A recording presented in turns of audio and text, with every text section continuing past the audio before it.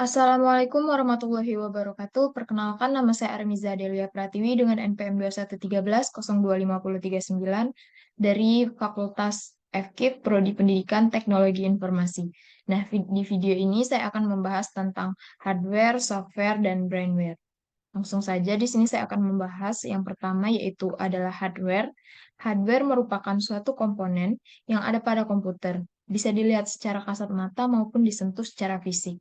Fungsi dari hardware antara lain untuk mendukung kinerja komputer sebagai pengolah data dan menampilkan input proses. Nah, adapun contoh-contoh dari hardware ini yaitu CPU, monitor, keyboard, mouse, CD-ROM, hard disk, CD, floppy disk, scanner, dan masih banyak lainnya. Nah, di sini saya akan mengambil contoh mouse karena di sini saya ada mouse. Ini mouse. Ini merupakan mouse. Mouse merupakan alat bantu untuk memberikan perintah dalam proses. Seperti contohnya, di sini terlihat kursor saya yang berwarna putih. Nah, saya menggerakkannya menggunakan mouse dan saya berikan perintah untuk membuka file. Nah, seperti ini, maka dia akan membuka file, lalu saya perintahkan lagi atau saya geserkan untuk meminimize-nya. Seperti itu eh, fungsi dari mouse itu sendiri. Lalu selanjutnya saya akan membahas tentang software. Nah, software adalah kumpulan data elektronik yang disimpan dan diatur oleh komputer. Data elektronik yang disimpan komputer bisa berupa program yang berguna untuk menjalankan suatu perintah. Adapun beberapa jenis software, antara lain yaitu yang pertama ada software sistem, lalu software aplikasi.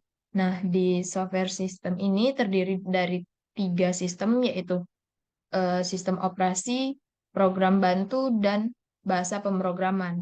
Yang pertama yaitu sistem operasi. Sistem operasi merupakan perangkat lunak yang menjembatani pengguna dan perangkat keras. Contohnya yaitu ada Windows, DOS, Linux, dan lainnya. Nah, yang saya pakai ini adalah Windows 10. Lalu selanjutnya yaitu program bantu. Program bantu merupakan suatu program yang berfungsi untuk membantu sistem operasi, contohnya seperti antivirus, terus format disk, dan masih banyak lagi lainnya. Lalu selanjutnya ada bahasa pemrograman. Bahasa pemrograman merupakan suatu aplikasi yang berguna untuk mengkonversi atau memperhitung dan yang sifatnya metris dan menjadi suatu aplikasi. Sebagai contoh bahasa pemrograman yaitu PHP, Java, HTML, dan lain-lain. Di sini saya telah membuat suatu kode program menggunakan eh, bahasa pemrograman, yaitu menggunakan bahasa pemrograman HTML.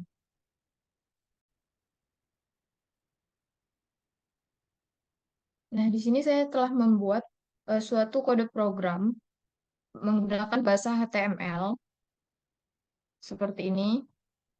Ini merupakan bahasa pemrograman yang digunakan untuk membuat biodata ke dalam suatu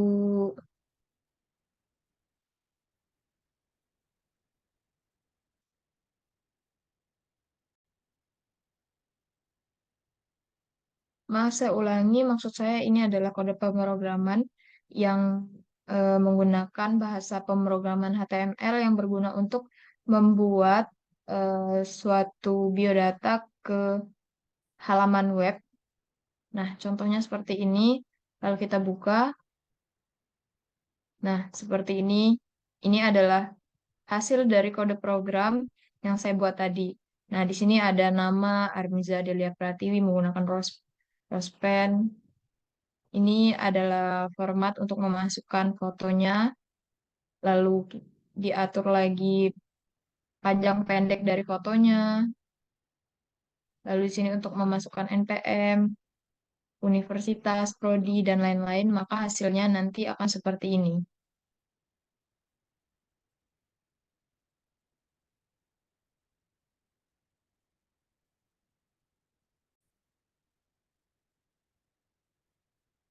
Nah, lalu selanjutnya ada software aplikasi.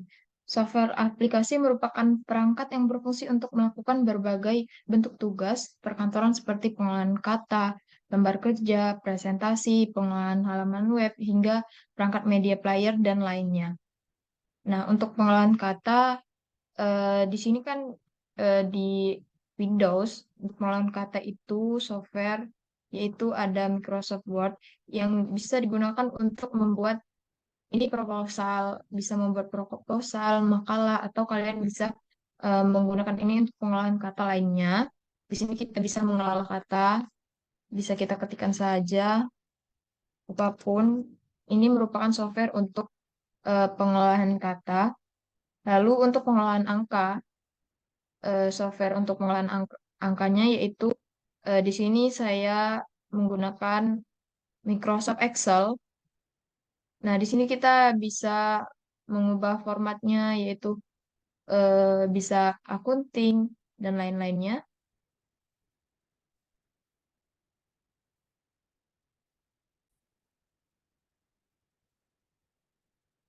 Nah, seperti ini. Jika ini kan adalah sistem aplikasi software untuk pengelola angka. Di sini misalnya saya sudah mengubahnya menjadi akunting, lalu eh, kita gunakan AutoSum untuk jika kita di sini akan di sini kan gas di sini satu buah.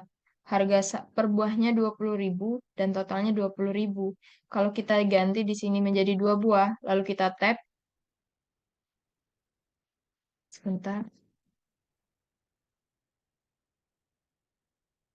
eh,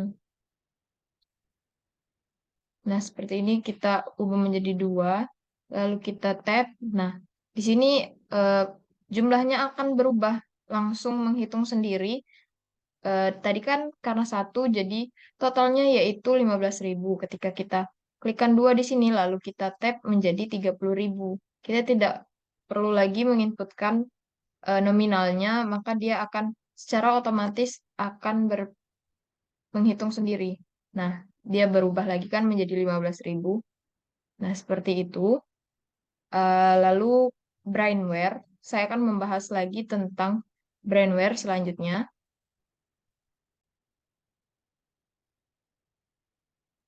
Nah, untuk brainware sendiri itu merupakan sebutan untuk seseorang atau manusia yang memakai atau menggunakan atau mengoperasikan komputer. Eh, ada beberapa contoh dari brainware yaitu yang pertama ada programmer yaitu orang yang membuat dan mempersiapkan program yang diperlukan dalam komputer. Lalu ada administrator, yaitu orang yang bertugas untuk mengelola sistem operasi pemrograman yang berjalan pada jaringan komputer. Lalu operator, yaitu orang yang bertugas atau melayani dan menjalankan yang berhubungan dengan perangkat komputer. Nah, programmer itu di sini saya tadi telah membuat tadi kan saya telah membuat sebuah kode program. Nah, itu saya bisa disebut sebagai programmer atau orang yang memoprogram eh, suatu yang diperlukan oleh komputer yang kita program.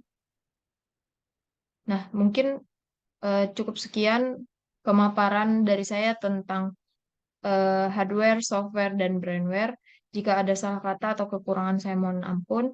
Dan saya mohon maaf. Saya akhiri wabillahi taufiq wal hidayah. Wassalamualaikum warahmatullahi wabarakatuh.